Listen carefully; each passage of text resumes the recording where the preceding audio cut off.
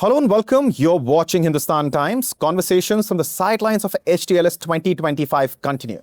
My next guest is Mr. Badri Beriwal. He is, of course, the Chief Strategy and Business Development Officer, Bata. Mr. Beriwal, thank you so much for taking out the time and talking to us. Thanks, Abhishek. Thanks for having me here. How's your experience of the Hindustan Times Leadership Summit have been so far? I think it's a fantastic property. I think it's been there for quite some time, and I think best of leaders do come here. And it's been almost year-end ritual for us to follow and see what's the next thing that the country is planning for next year. Yeah, and the lineup this year is amazing. I mean, you had the finance minister in the morning, you had the external affairs minister, you had Chief Minister of Uttar Pradesh, you had Chief Minister of J&K, then you're going to have Prime Minister Modi in the evening. So the guest lineup and, of course, industry leaders as well. Absolutely, rock solid lineup. Right. So since the summit, which we are here for, is the leadership summit, let us, talk about, that aspect of running an organization. As far as Bata is concerned, it is a very well-recognized brand, entrenched as far as the psyche of an average Indian is concerned. The brand is known all across the country. So as far as leadership style is concerned, what kind of leadership style do you think Bata is known for, should be known for, and of course is behind the brand? Sure. So I think Bata as a brand, as we all know, has been here for more than 100 years in India. It has very deep-rooted connect with consumers, and it's trusted by a lot of consumers. Now, in this day and era, our task as leadership here is to ensure that the brand is well, at its core and also becoming relevant. And that's the place where I think our leadership style is absolutely, being transformative, ensuring that we are consumer focused. The fact that, whatever today's days of consumer want, we keep our eyes on that and ensure that we provide solutions around that. Right. And theme of the summit, by the way, this year is, of course, transforming tomorrow. Now, if I were to ask you in your day-to-day decisions, what does that look like as far as transforming tomorrow is concerned in the context of Bata? Yeah. No, I think it starts with first looking at each of the problems as opportunities or challenges as opportunities, right? I mean, it starts from there.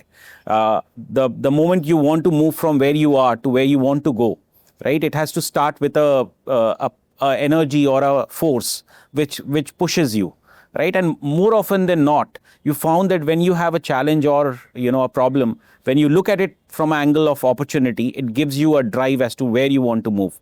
So I think we at Bata on a day-to-day basis look at every challenge or problems as an opportunity to transform.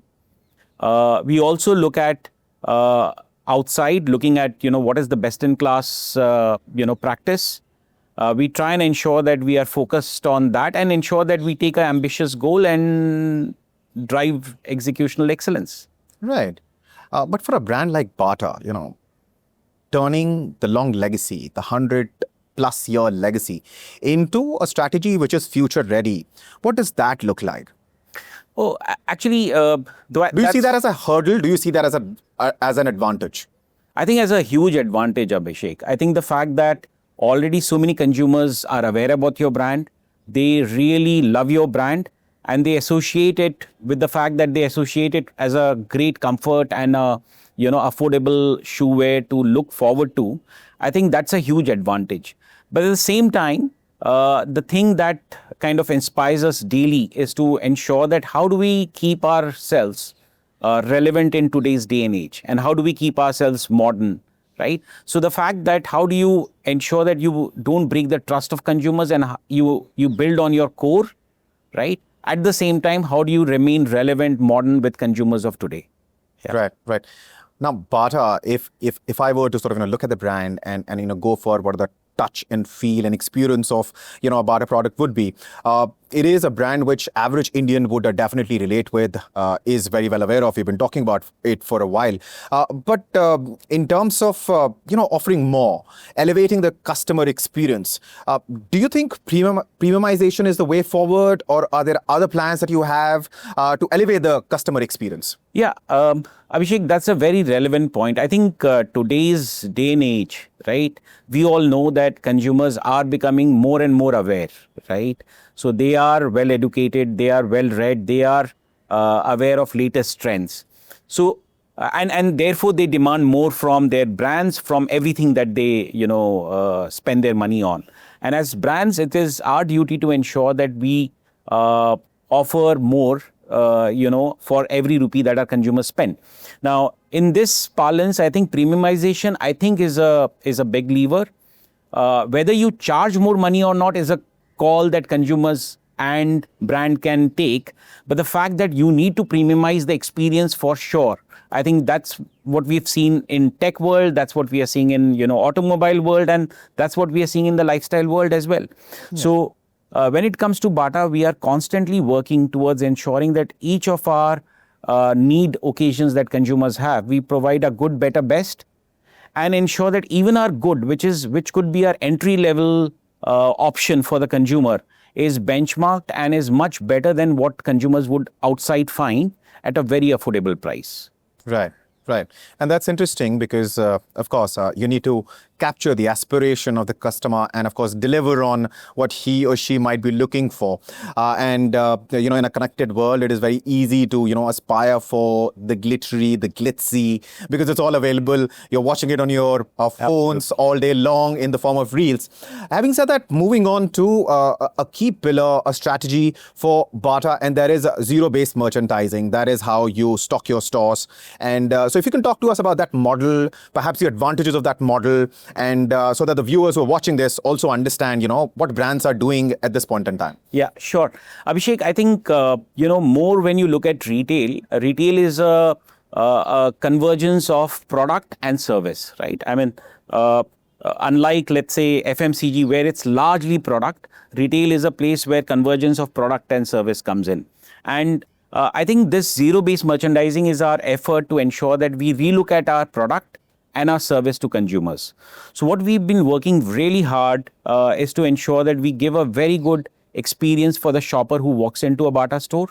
So they get a very neat, clean offering as to, what is up for display.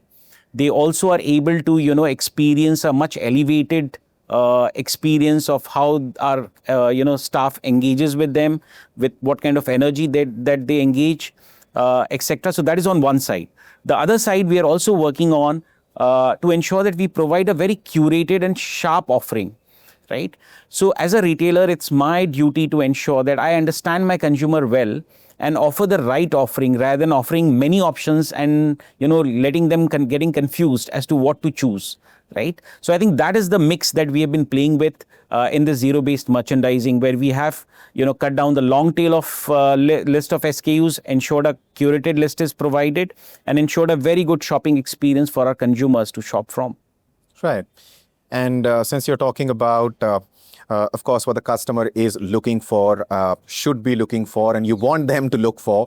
Talk to us about the emerging trends in the Indian footwear industry. Well, I think this is one of the most interesting spaces right now, Abhishek. I think government has come out with BIS, and I think it's a great blessing because it's kind of pushing the entire footwear industry for Make in India. It's also, pushing all the manufacturers, to ensure that the quality standards are, brought up. So I think in whole, I think this whole BIS is one big trend that is kind of happening in the footwear industry. And I think this is what China had 10 years or 20 years is what India's moment is, right? We can see a lot of global players come in the Indian manufacturing of footwear also coming in. So I think that's a good direction, and it should help overall capability in footwear sector. From consumer lens, when you look from consumer's lens, I think the biggest shift that is happening, we all know that sneakerization has been there for some time. Right. Casualization has been for some time. I think the interesting trend, I think Bata observed this couple of years back, and we launched a new series called Office Sneakers, right? Mm-hmm. The fact that, consumers do want to wear something that they can go in a formal occasion, but have the comfort of, sneakers. And that's where the hybridization, I think, is happening, where people are becoming very conscious of what kind of comfort, what kind of health benefit you provide, while ensuring that I don't lose on style. Right? And that is where a role of our brand kind of comes in, where we kind of catch those trends and offer you those options. So in sum total, I think From a manufacturing side, I think exciting times ahead. And from consumer side, I think there is a good hybridization moment that's coming here, as it happened in many other sectors as well. Right. And a challenge for you, for a brand like Bata, would be India is, of course, a young country, right? So, would be to become relevant for the Gen Zs and Gen Alpha. How are you planning to do that? I think that's an interesting question. I think, Abhishek, it all boils down to, couple of things, right? It boils down to the fact that are you offering the right options? And once you're offering, are you talking to them?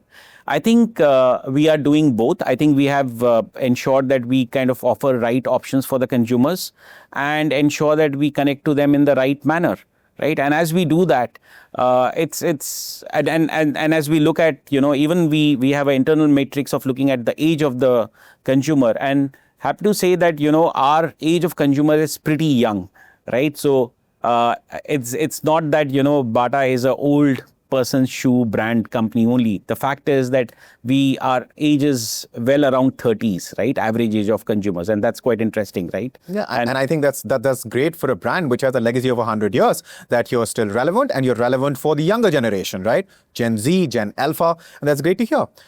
Now, talk to us about the future. When you look into the future, where the next phase of growth for Bata as an organization going to come from?